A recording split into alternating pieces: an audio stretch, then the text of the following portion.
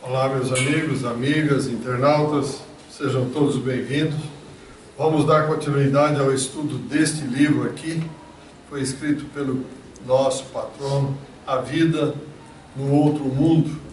Foi escrito em 1933.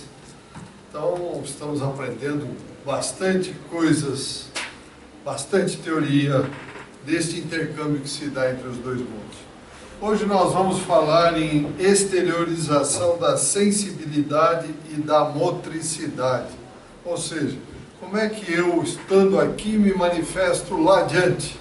Lá adiante que eu digo 200 quilômetros, 300 quilômetros, enfim, qualquer distância, eu me mostro humanamente com a minha silhueta, com a minha performance, enfim, com a minha fotografia, e lá eu realizo coisas que tem que ser feitas como Santo Antônio de Aquino, Eurípides Barçanufo, São Francisco, que nós vamos ver um exemplo aqui.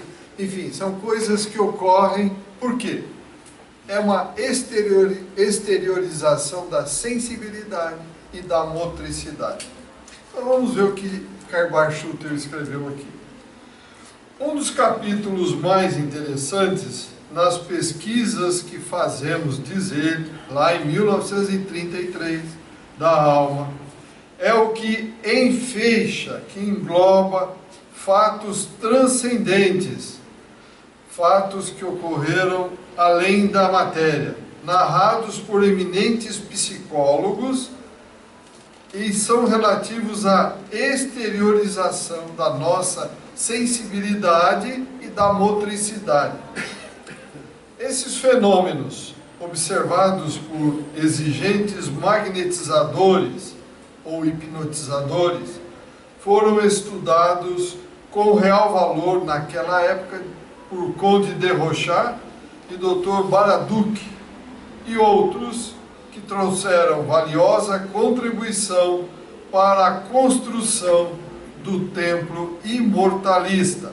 Quer dizer, do templo imortalista não é uma casa onde está imortal, não. O nosso templo, que nós somos imortais, que o espírito é imortal. Isto é o templo imortalista. Vejamos em que consiste, diz Karl-Barth-Schutter, a exteriorização da sensibilidade.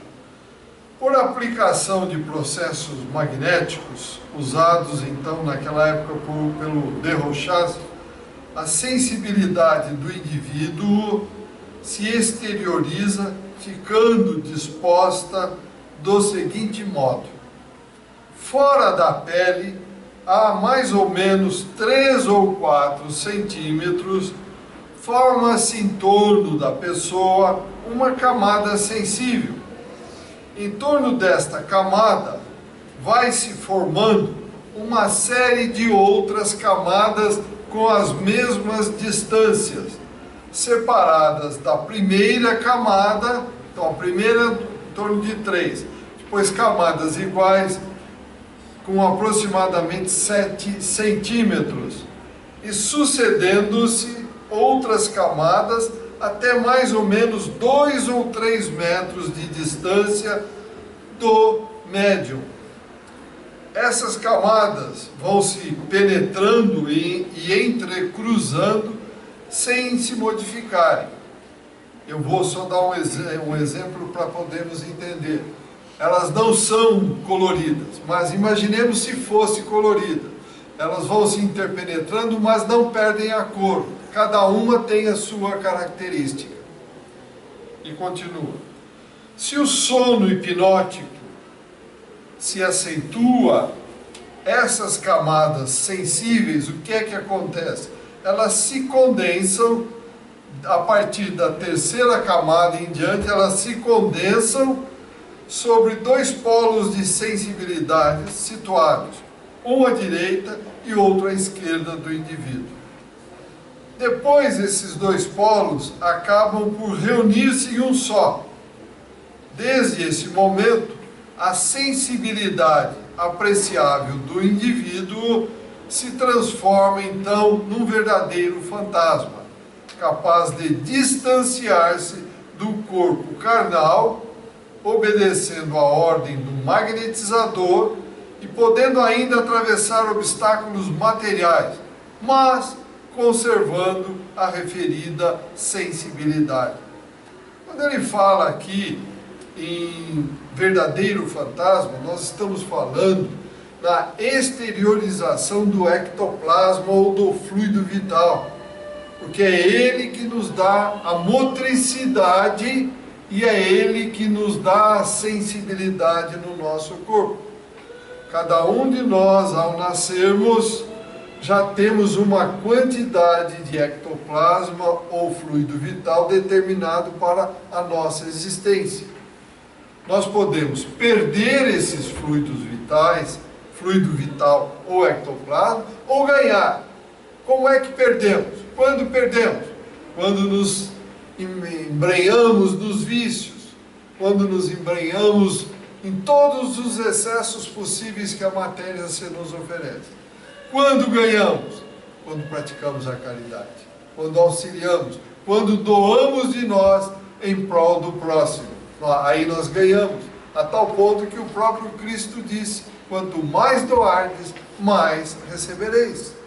Então, o ectoplasma é fundamental para todos nós. Mas aqui, nessa experiência, ele se exterioriza. Eu vi um fantasma, eu vi algo que era meio esfumacento. É exatamente isso aqui. Almas do outro mundo? Não, almas desse mundo. Fantasma? Não, não existe fantasma. Fantasmas somos nós mesmos. E vocês vão observar nos exemplos que temos, como eu falei, que esses fantasmas vão se praticamente materializar, se tornar visíveis a longa distância de onde estavam.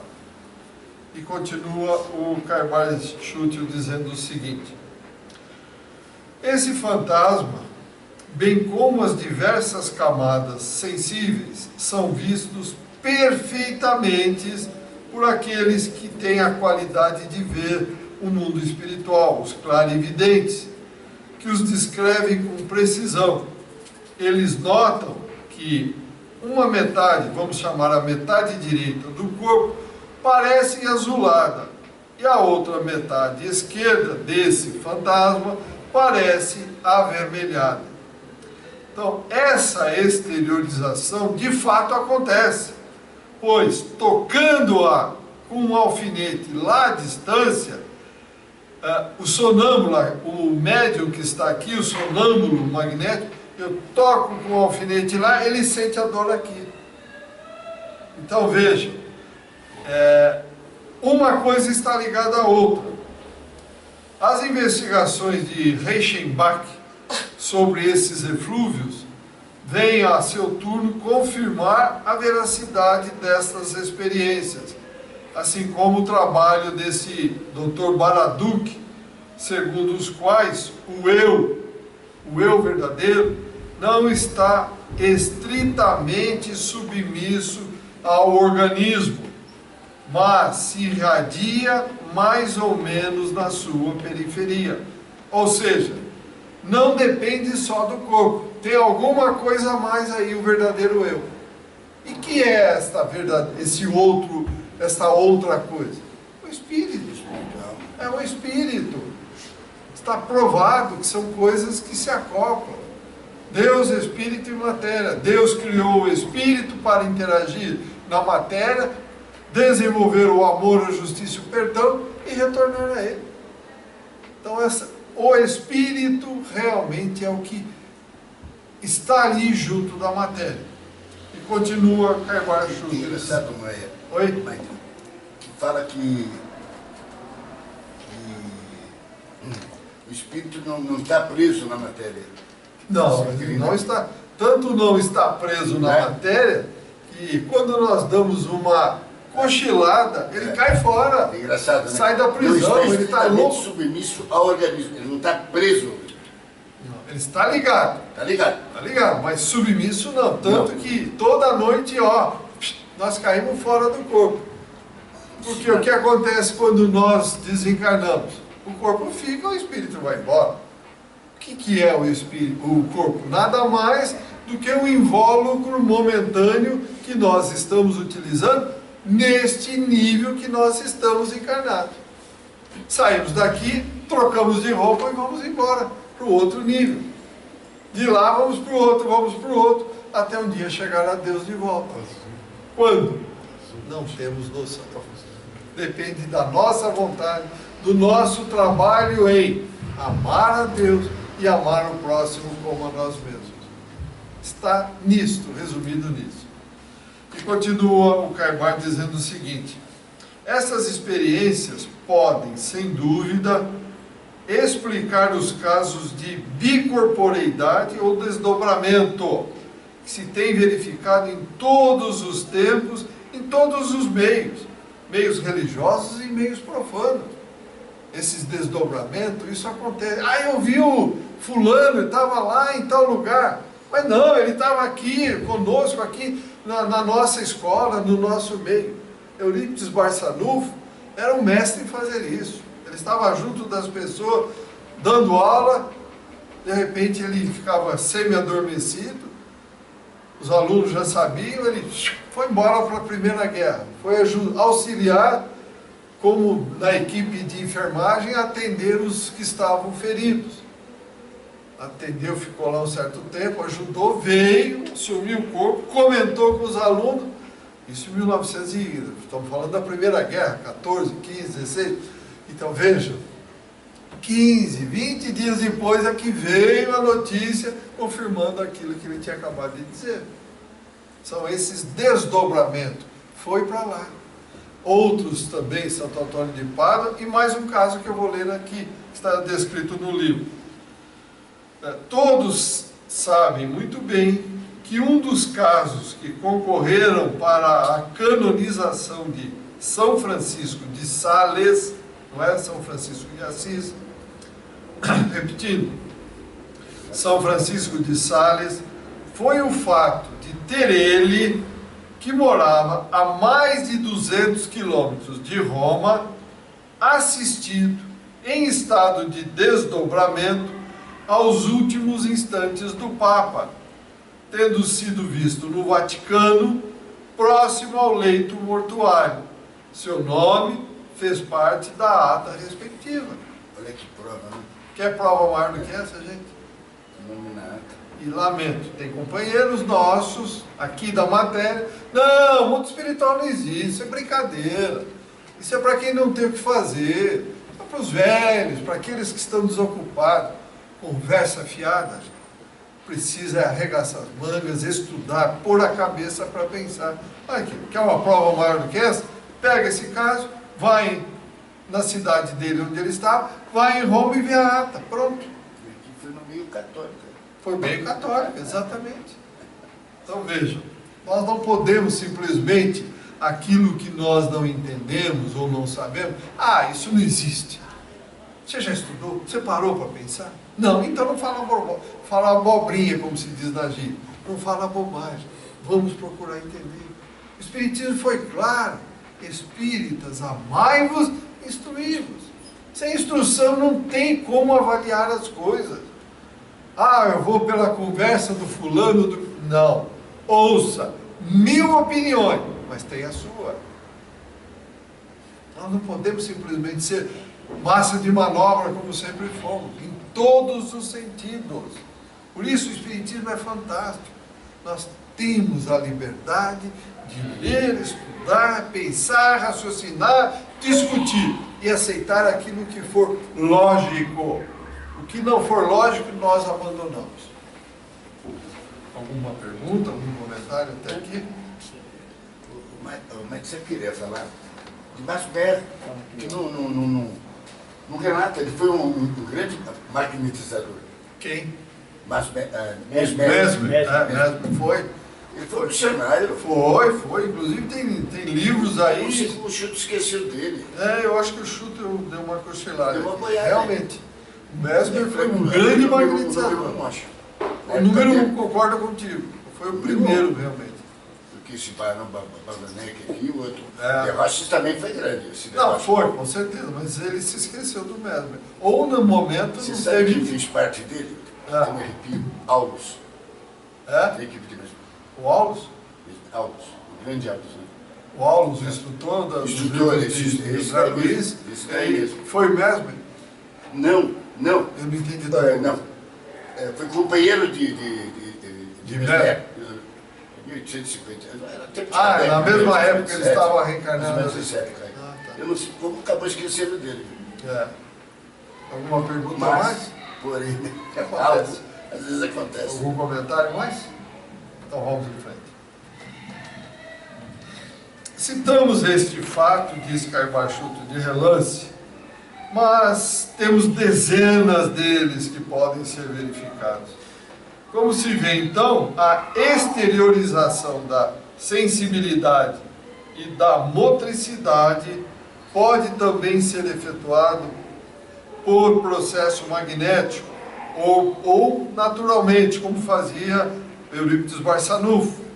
Ou pode ser também por hipnose, por hipnotismo, o que quer dizer que o ser individual não é um produto do trabalho químico das células, mas completamente independente dessa ação orgânica, é o espírito, completamente independente. Então, nos casos de exteriorização, como dissemos, o corpo permanece aqui completamente insensível. Enquanto durar essa ação exteriorizante, seja ela qual forma for, como nos casos de sonambulismo, desdobramento espontâneo, artificial, ou hipnotismo, ou de anestésico, pode-se retalhar o organismo e nenhum sinal exterior de sensibilidade ele apresenta. Então veja, como nós lemos no começo, o fantasma se distanciou um pouco do corpo. Uma alfinetada lá, o corpo sentiu aqui, mas o corpo em si não sente. Por quê? Esse fluido vital, o ectoplasma, está exteriorizado. Então, quando nós, realmente, é bom que nós saibamos disso, nós precisamos tomar muito cuidado nesses nossos desdobramentos, seja lá quem for. Porque se você retirar todo esse fluido vital, todo esse ectoplasma e levar contigo, você pode levar o corpo a sucumbir, a morrer.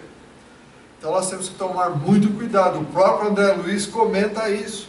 Não se pode sair e levar todo esse ectoplasma. Temos que saber regular isso. Continuando. Mas, cessada então a ação, cessa o efeito. E aí a sensibilidade volta imediatamente ao corpo. E o paciente passa a acusar as dores das picadas dos experimentadores. Então, na hora que ele está afastado, você dá as picadas, não sente. Mas quando o espírito, quando o ectoplasma retorna ao corpo, ele passa a sentir aquelas picadas que tinham sido feitas.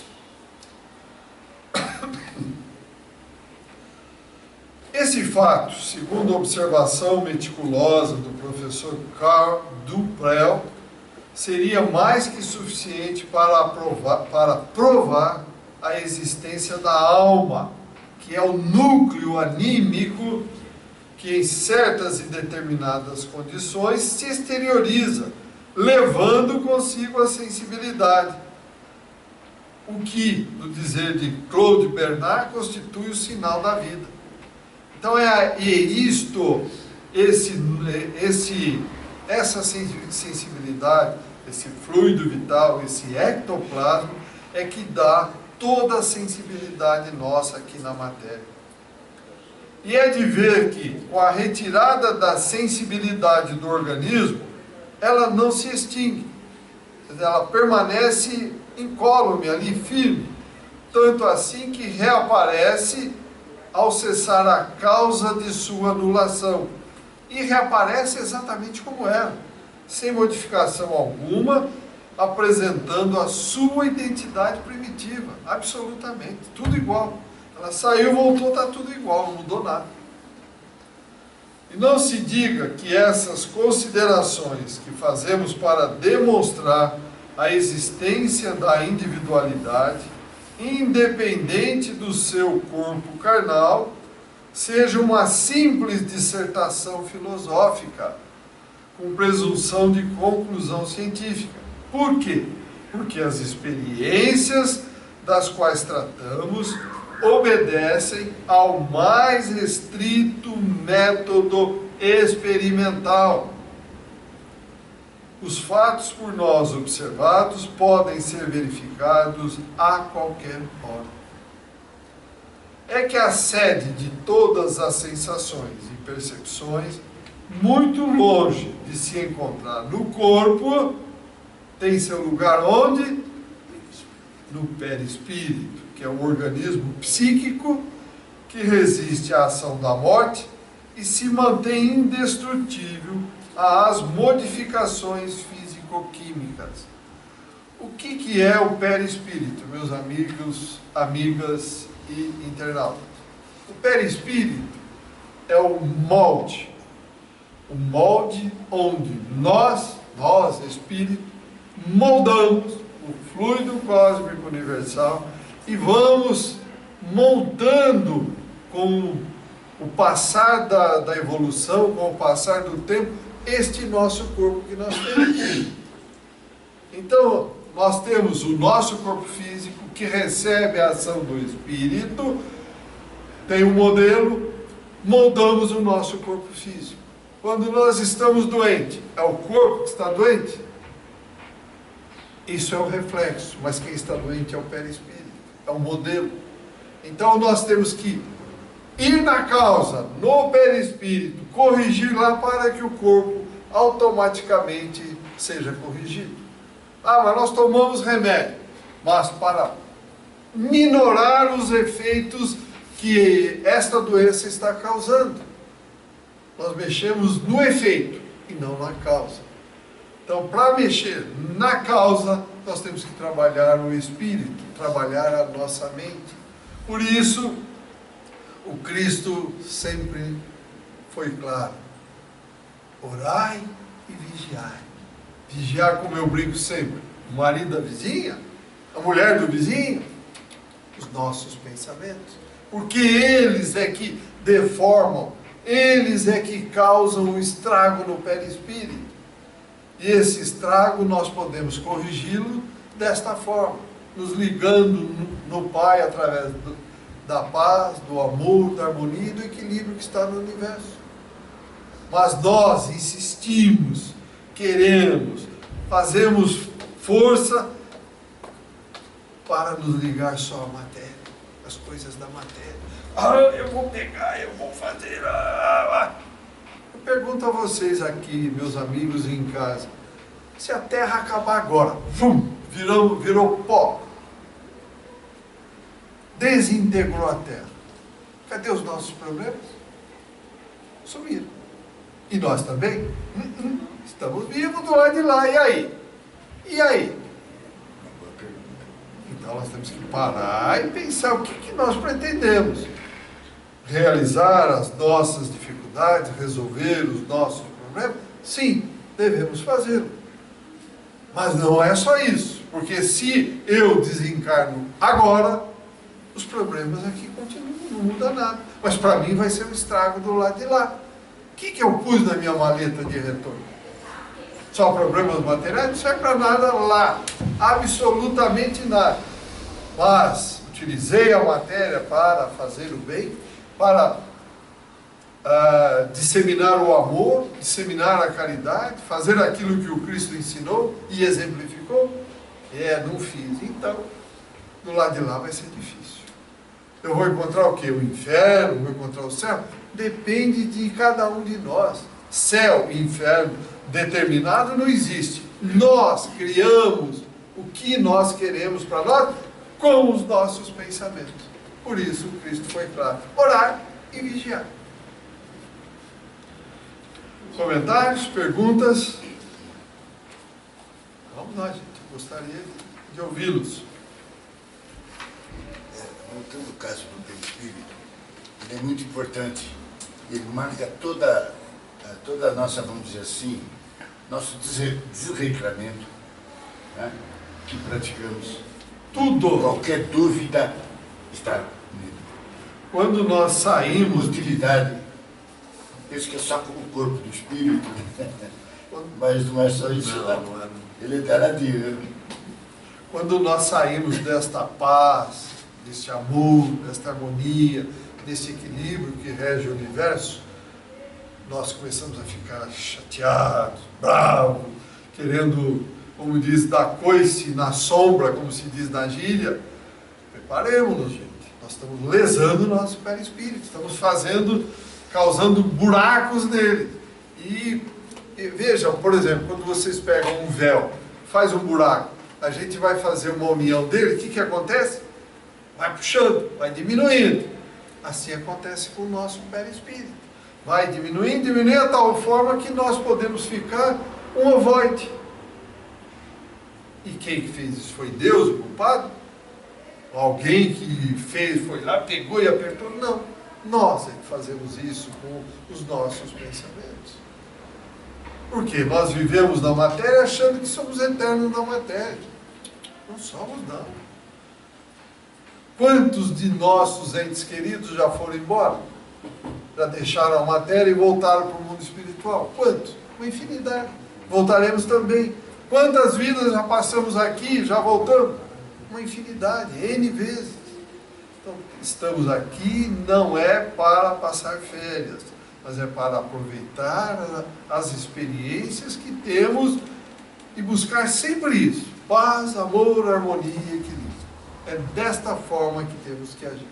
Caso contrário, vamos ficar de uma forma horrorosa no mundo espiritual. Lesando o nosso perispírito, porque o perispírito é a nossa vestimenta quando chegarmos do lado de lá. Vamos nos encontrar exatamente como nós estamos nos vendo aqui. Ah, mas não é fumaça, não é fantasma? Não. E quanto mais próximo da Terra estivermos, mais iguais nós seremos, mais até as ruguinhas vão estar por enquanto. Só vai mudando à medida que vamos nos elevando. Então, precisamos parar para pensar. Quantos irmãos que conversamos, espirituais conversamos, ah, mas ninguém ensina a gente quando está aí na matéria. E nós fazemos a clássica pergunta, você teve interesse alguma vez? Você foi buscar? Não adianta falar para quem não quer ouvir. Não adianta, é tempo perdido. O Cristo foi claro, não dai pérola aos porcos. Que adianta uma pérola linda para os porcos? Não tem valor nenhum. Adianta ensinamentos preciosos para quem não quer ouvir? Não, não adianta. Então nós temos que parar, pensar que lá é a teoria, aqui é a prática. Então vamos pôr em prática. Algum comentário mais? Alguma pergunta? Maicon, só uma explicação. Pois não. Como fica o perispírito no caso do desdobramento? Desculpa, eu não entendi a colocação. Como fica o perispírito? Isso. Ele vai... Ele continua igual. O perispírito continua independente.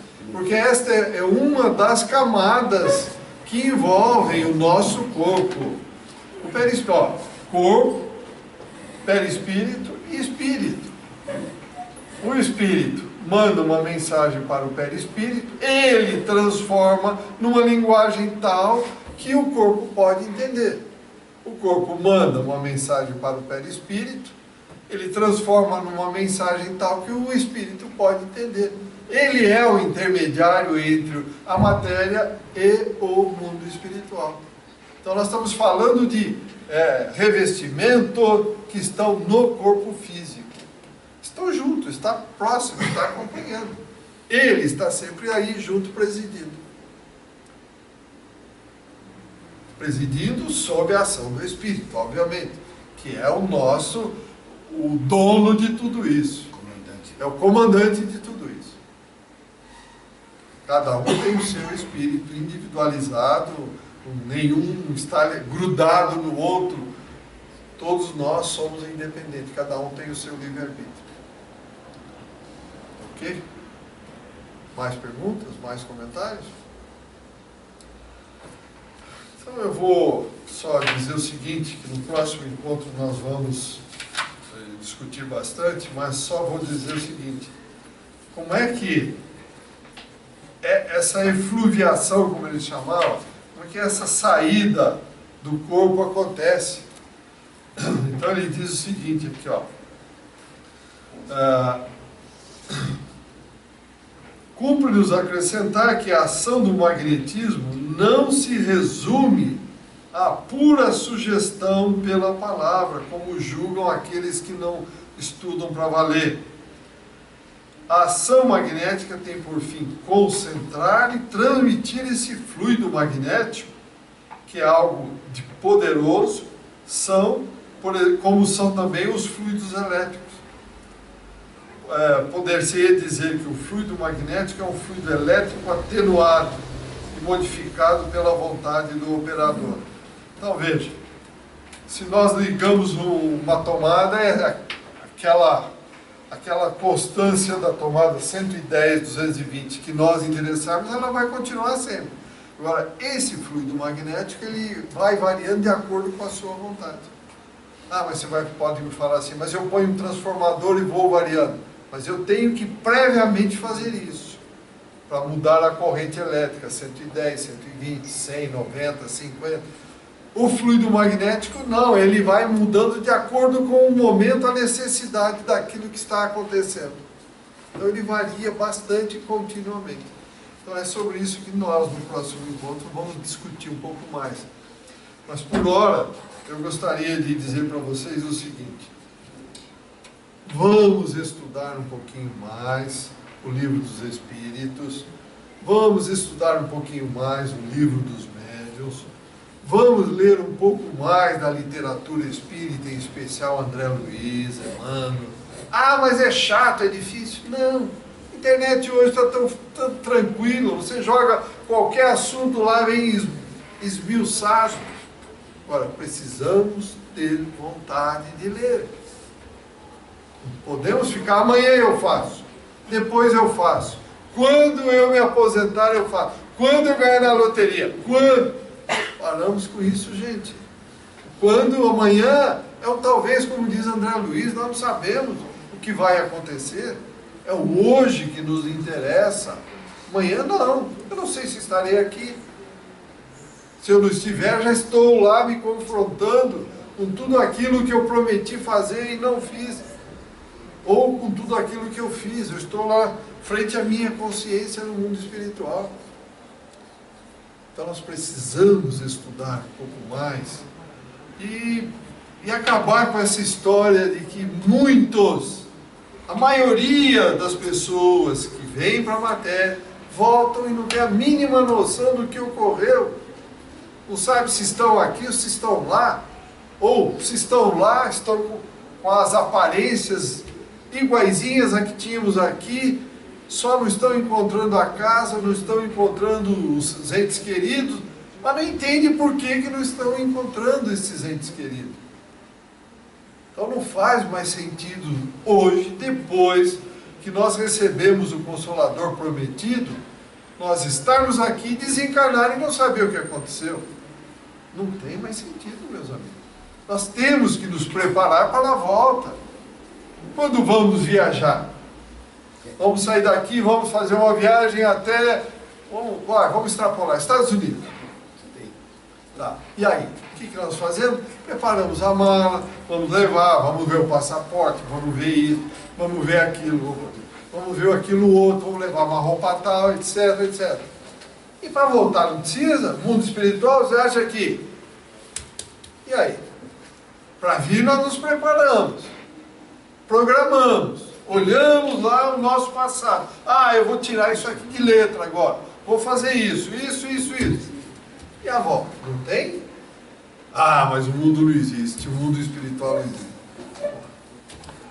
Só quem tem olhos que veja, meus amigos. Nós enxergamos 1/8 da realidade na qual estamos inseridos. Uma parte de 8. E ainda vamos ter a presunção de falar, não, não existe, não, não existe. Está em nossas mãos. Eu aconselho a todos, como falei há pouco, a se aprofundar um pouco mais. Leia todo dia, 1, 2 páginas, antes de dormir. Ao invés de assistir essas novelinhas fracas que tem aí, que não acrescentam absolutamente nada em nossos conhecimentos morais, que ao contrário, estão dominados pelas trevas, querem que nós mudemos para pior. Esses programas, de uma forma geral, da televisão, não quer dizer que não devo assistir. Paulo de Tarso foi claro. Tudo me é lícito, mas nem tudo me convém. Mas para a gente saber o que não convém, nós temos que estudar, aprender, pegar o Evangelho, pegar a doutrina e ver o que me interessa. Mas nós não fazemos isso, meus amigos e amigas. Então, 1 página, 2 por dia. Vamos dizer 2 páginas por dia, uma folha, 365 dias, pronto, são 2, 3 livros que estão lidos. Ah, não tenho tempo. Mas tem tempo para ir na televisão, mas tem tempo para brigar com a mulher, com o marido, com os filhos, para ver se é vizinho, e tal. Para isso tudo a gente tem. Precisamos aproveitar o nosso tempo. Alguma pergunta a mais? Algum comentário? Então, muito obrigado a todos, internautas, e até o próximo encontro. Beleza. Só te ligando.